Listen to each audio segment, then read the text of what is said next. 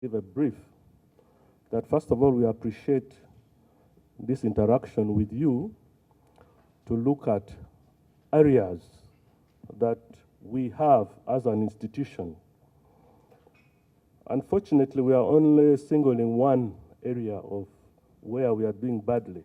That is the National Waters and Sewerage Corporation. But there is a general problem of areas. I wish there would also be a way of handling that. Because as we talk now, Uganda Police Force has 112 billion shillings in areas, of which 24 billion shillings is for National Waters and Sewerage Corporation. Now, our provision for this financial year for settling areas is only 3.9 billion shillings, out of which 1 billion is to pay national water. So we really have that big problem. Our consumption, 90% is from the National Water and Sewerage Corporation and 10% from the other bodies that provide water. And now we are servicing this to 195,000 people, which include the police officers, their families, and also the public, especially those that seek services in our health centers, our clients who are the suspects, and issues to do with emergency, fire fighting, water. So all these consume a lot of water. However, like I said, we paid 1 billion, and what we are planning again to do is to pay 1.6 billion shillings. And of course, that is just a drop in the ocean. Unfortunately, we have not been promised, like you have heard from Ministry of Defense, where the Ministry of Finance has promised to offset some of the areas in the next 3 years. We have not had that interaction, neither have we been promised. So I don't know. Maybe we need to borrow how they successfully convinced finance to handle that. So without wasting much time, I'll hand you over to my accounting officer to give you the details of our standing. I thank you. Yes, and the Honourable Minister of Defence, Honourable Chairs and members, there is a presentation that we prepared which I will just summarize. But to begin with, the problem of police staff, it is also for the average 4,000 people that visit police throughout the country. In custody, we have an average of 2,700, and about 1,300 people visit those people. And when they visit the police facilities, they use the national water. And you've also noticed very many instances of fire where we have to respond using water. But the most disturbing part of it is that we still have those old structures of police which you see. The plumbing system is dilapidated, and we have a lot of water leakages, which we cannot plug with the budget constraints that we currently have. Honourable members, there is also something that I need to bring out here. Water is supposed to be both clean and safe. But because of the, I think, plumbing problems and maybe National Water not having enough budget, in addition to having that water there, we have to boil it using power for us to make it now safe. It is just clean water. You've been to places where you can take water off the tap. It is clean. So even the water that we have in barracks has to be boiled to make it safe. And that is also a big challenge now when it comes to the other costs of power. So, yes. Okay, Mama Naj. how are you? I'm okay. Here are your bananas. Are they good? Very, very good. But okay, you are always buying bananas. Have you updated yourself like you updated your stomach? Myself. Hey. Mama Naj. Look at this. My balance. The balance. Mama Nash to give you the balance. That is a criminal. You can register as a voter or check. Rukia, did you hear? What? Vote update is happening. If you don't register, who will vote for your honorable? Trusted. Zara, did you send that report? I forwarded your email this morning. Peter, can you imagine? I just verified my voter's details online. I just verified my voter's details online, and it's as easy as sending a WhatsApp message. Really? Online? Yes. Show me. Uganda, your vote is your voice, and every voice matters. From 20th January to 10th February 2025, you can register as a voter or check to update your voter details. Visit our update center within your parish. Call 0800-200-071 or visit www.ec.or.ug today. This message is brought to you by the Electoral Commission of Uganda. That national water is not safe. To make it consumed, you have to first boil it. Is it the allegation you are making? No, plumbing issue because the structures are dilapidated. So because of the pipes being old, by the time they receive the water, it is not as clean as it should be. But he can clarify. What of the plumbing system of national water? Because it is a very sensitive issue. So, let him clarify what he was saying. Water is contaminated, especially in the urban areas. And it's a fact. I do not know whether there is anybody who takes tap water off the tap like it is in other countries. I'm just trying to relate the plumbing, water bills, and also electricity, because soon we may also be coming here with something like what we are discussing today. But now, he has talked about you need to submit to us a report of your findings, your research. Yeah, because you should have done the tests here. If you're trying to say that they are contaminated, we need to know they are contaminated with what. Further clarification, Chair. So that we submit this to the National Water and Sewage Corporation with evidence. Further clarification, Chair. Yes. Make that submission to Parliament. It must not be an assumption. You must have the tests. You must have the evidence, whether you've done the fecal contamination, you've done the total suspended salts, you've done everything. And then you must submit that today. Because it is a serious allegation. We must hold the national water accountable here that their plumbing system is down, their water is contaminated. So I don't know whether we were saying you have findings and you have done tests for that. And if you have it, you can submit to the chair. Chair. Because it is a serious allegation. Just a minute. Chair. What we want to... So if it's a general judgment, when you have not done facts, then we are not going to... Chair, thank you very much, Chair. Chair, if I could. Him differently. His statement was very clear. Whereas it is a common fact that even us who have clean plumbing systems, we still boil the water. Whereas that is a common fact that we know. However, for the dilapidated structures and systems that are in the police barracks, and maybe not limited to even the army and the prisons, the corrosion, the leakages that water goes through into their systems ends up in one way or the other also getting contaminated. And for the safety of the consumers, they do additional emphasis by boiling it.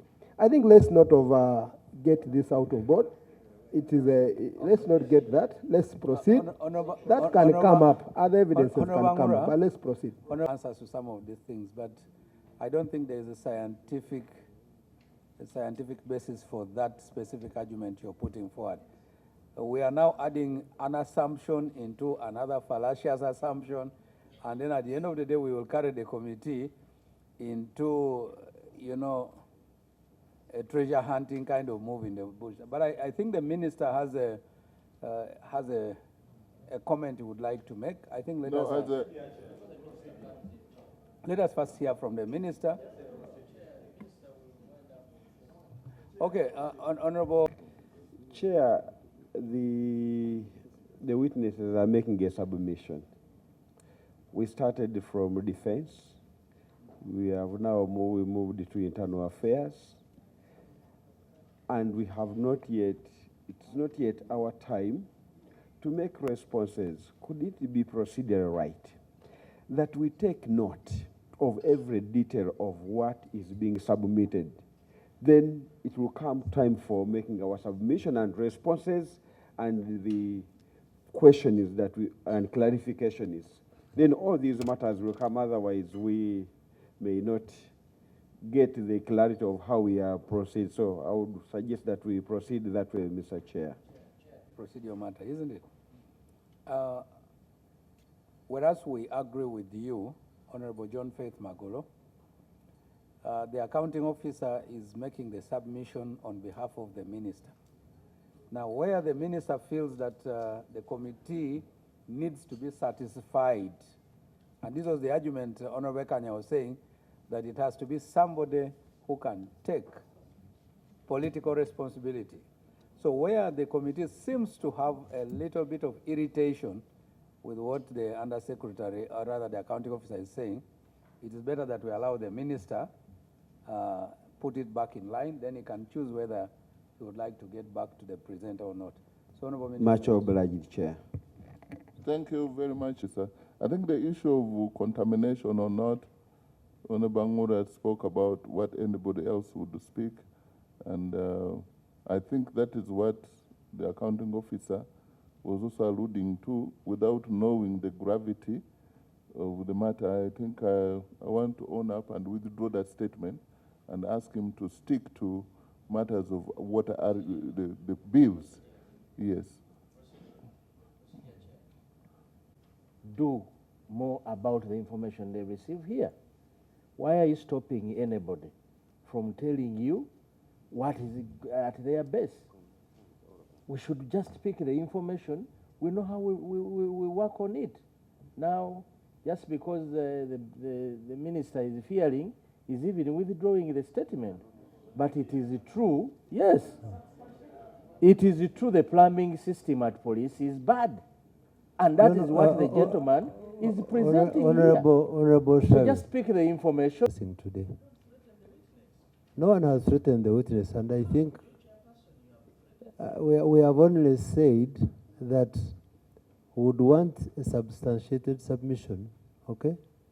And if that is there, he would submit. But the minister has said no, that has been withdrawn, and we are continuing discussing the matter for which they are here. And accounting officer, can you please proceed?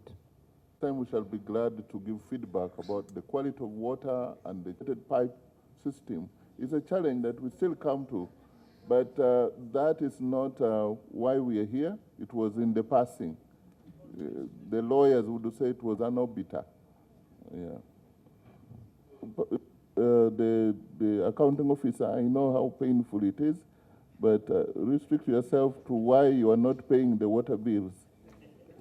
Honourable Minister, honourable members, the bills for police have largely been created by inadequate budget provision.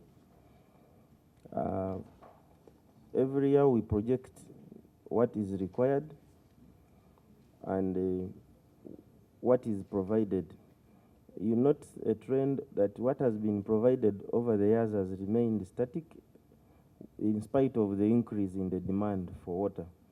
In the financial year 2020-21, our requirement was projected at 21 billion and we only got 11 billion, creating a shortfall of 9.9. In the financial year 21-22, we projected consumer. May I guide, please, that since this we can see them, just make a general comment referring to the table and then we proceed in the interest of time. Okay, so honourable members, with our current areas of 24.1 billion, we've broken down how it has accumulated over the years, and we are also faced with a challenge where at times water is cut off in barracks, especially where we have enrolled on prepaid meters and there is no adequate provision, and this poses a very great risk to barracks dwellers. The inadequate budget has been mitigated by sinking boreholes, rainwater harvesting, and rationing of water in the major barracks. We have also tried to maintain the infrastructure for plumbing in some places. However, the budget still remains inadequate even to do rainwater harvesting and drilling of wells. We have a challenge of the increased personnel with low budget. We have also challenges to do with increased emergency and Mama Naj. How are you? I'm okay. Here are your bananas. Are they good? Very, very good. But you are always buying bananas. Have you updated yourself like you updated your stomach? Myself. Hey. Mama Naj. Look at this. My balance. Your balance. Mama Naj to give you the balance. That is a criminal. You can register as a voter or check. Rukia, did you hear? What? Vote update is happening. If you don't register, who will vote for your honorable? Rastad. Zara, did you send that report? I forwarded your email this morning. Peter, can you imagine? I just verified my voter's details online. I just verified my voter's details online, and it's as easy as sending a WhatsApp message. Really? Online? Yes. Show me. Uganda, your vote is your voice, and every voice matters. From 20th January to 10th February 2025, you can register as a voter or check to update your voter details. Visit our update center within your parish. Call 0800-200-071 or visit www.ec.or.ug today. This message is brought to you by the Electoral Commission of Uganda. Peers, Honorable Chair, Honorable Minister, Honorable Members of Parliament, this committee, on behalf of the Commissioner General of Prisons, I would wish to give an overall view of the situation of Uganda Prison Service because it has a bearing on what we are discussing. So as of yesterday, 11th February 2025, we had a total of 79,280 inmates or prisoners inside in our custody. 79,280, of which 40,886 are convicted criminals, 37,875 remands, and 519 debtors. Against the prison staff of 13,944.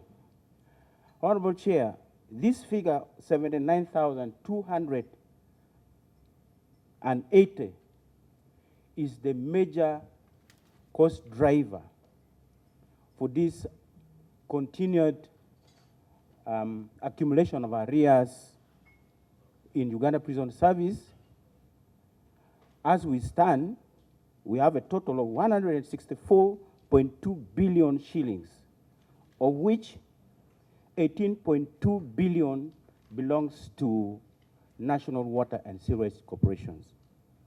We have a total of 266 prison units spread throughout the country, many of which are connected to the national grid for the National Water and Sewage Corporation. And that is a very huge population because 24 hours of 7, we are with them. They're not going anywhere. So, Mr. Chairman, we do admit we are one of the biggest defaulters, but we are happy that today we are here to have a conversation so that we are able to appreciate why should Uganda Prison Service continue to accumulate such kind of debts. It's unfortunate, but we don't wish any one of us to be there. But you know, cutting off 1 day only, or even 1 minute of water in Luzira alone, it's enough. We had a situation last year. It was not very good, but eventually we reached a compromise and water was reconnected. So we are very happy, Mr. Chairman, both of you, that you have called us so that we present our situations. We are not lamenting.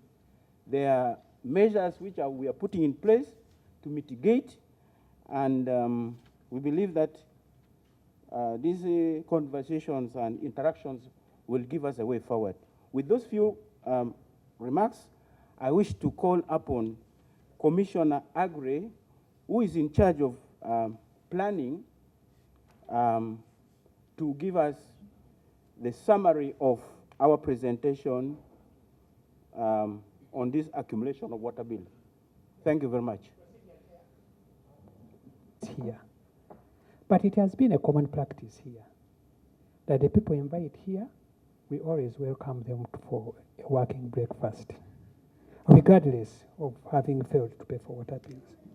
So want it to be procedurally right, Chair, that we invite our guests, regardless of the circumstance, for a working breakfast. Thank you very much. Thank you, Honorable Fred. But Fred, yeah, it's a good gesture as an African and as a leader, but it was not necessary to add the defaulting part of it. Nonetheless, you are invited for a working cup of tea as we proceed. Thank you. Can proceed. Yeah. Chair, let me make few comments. We have 268 stations all over the country. And in addition to those stations, we have a training school, we have a referral hospital, and we have also an hospital, staff hospitals. Chair, with the congestions levels in the prisons, for those who have visited know this very well, water is a very, very important element that even for 1 hour, it is very hard for one to survive.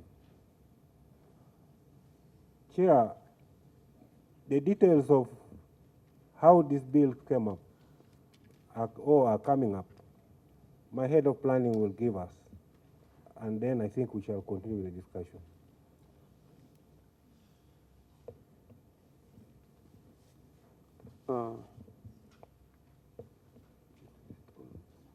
Thank you, Chair, and the honorable members.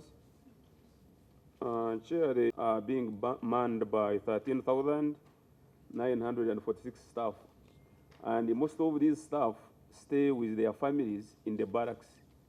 So these ones contribute the consumption of water.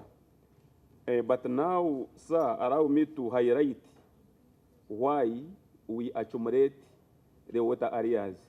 The first cause is high prisoner population growth. Our prisoner population growth is 8% per annum, that is on average.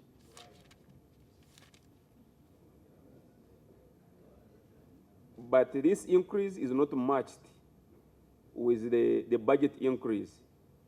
And over the 7 years, our budget has been maintained at the same rate, despite the 8% increase. But over that same period, the prisoner population has grown by 50%.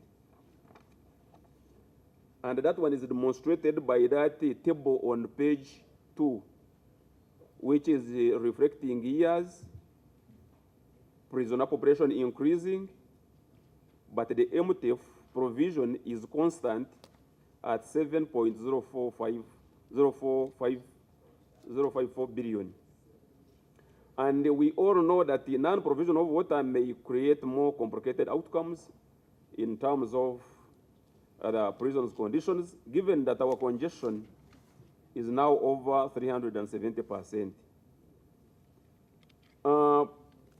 We thought that the committee may need to note that the insufficient budget allocation is not only on water, but also on other fixed cost items. That is, those items whose consumption cannot be postponed, like water, like prisoners feeding, like uniforms, like rent. All those ones are fixed costs, but the allocation is insufficient. So that second table is giving us those key cost items which require 323.55 billion, but the allocation is 132.95 billion, giving that shortfall. And now this one is before we look at other areas like farm production, like operations of stations. Those ones are not yet looked at. And maybe to note, Chair, is that this requirement on these key fixed costs of 323 billion is bigger than the whole of prisons' non-wage recurrent budget, which is 192 billion. So even if we didn't have any other activity, but only those activities that cannot be postponed, still the budget we have would be insufficient. So what are we communicating here? We are saying that the first thing to do to address this would be to at least enhance the prison's budget to fix that component of the fixed costs, because they are the ones that lead to accumulation of arrears. The rest, you can control accumulation of arrears because you can postpone the consumption. Number two, which leads to accumulation of arrears, is increase in number of stations connected to national grid.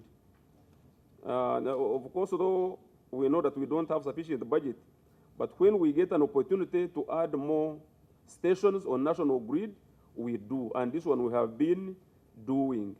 And that is why we are reflecting in that table that we have now 99 stations connected to national water. Then the other 40 are connected to other water bodies, those umbrellas in different sub-regions, giving a total of 139. Then the rest have the boreholes, the water harvesting systems, and the others. Then issue number 3, the cause number 3 for accumulation of arrears, was also mentioned by other institutions, increase in water tariff rates. And we are also giving a table how the water tariff rates have increased. The increase is not frequent, but when there is an increase, it has a big impact on the budget requirement for water. And the Chair and honorable members, we are demonstrating how arrears have accumulated over the last 5 years, and it is in that table, the last table on page 3, whereby currently we are at 18.272 billion in arrears, but that is at the end of last financial year, not including the current financial year that is running. Having looked at the causes or why accumulation of arrears, we also highlighted the mitigation measures. And we are saying that in partnership with the National Water and Sewage Corporation, we have tried to have some prepaid meters, as the PSST emphasized. And we currently have prepaid meters in 15 stations. And we have requested National Water to install other 24 as phase 2, and we keep installing until we finish all those ones connected to national grid. And this is to have discipline in terms of water consumption. Then another mitigation measure, Chair, is having embarked on providing alternative water sources. Having seen the challenge we have with national water, so we are looking at other alternative water sources, and these ones include sinking of boreholes. We have a number of stations with boreholes, there are 33. We are having deep water wells in high population prisons, and also we are doing rainwater harvesting.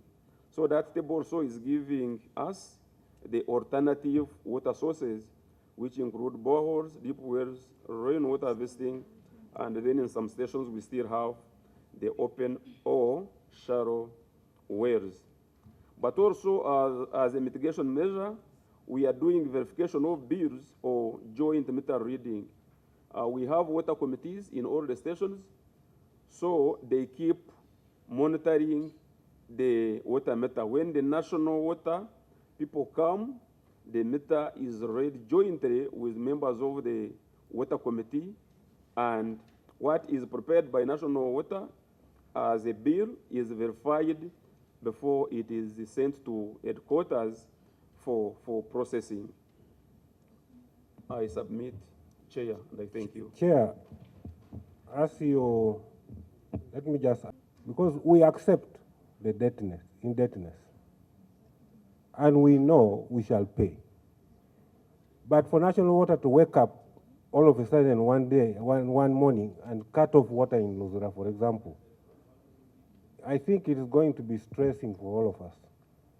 So I think they should do, you should prevail over them. They should also be moving in steps, not to rush.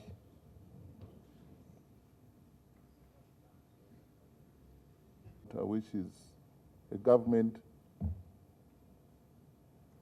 utility company. We would not have come here if we had all the funds available to us. Now that we are here, we need your help. Tell us where we failed, advise us, give us a way forward. But probably like Omeme did, and this parliament made the resolution through the minutes, same committee. That's now why we have prepaid the yakas. It was this parliament. So that government and other people were not paying bills. Now I'm with you.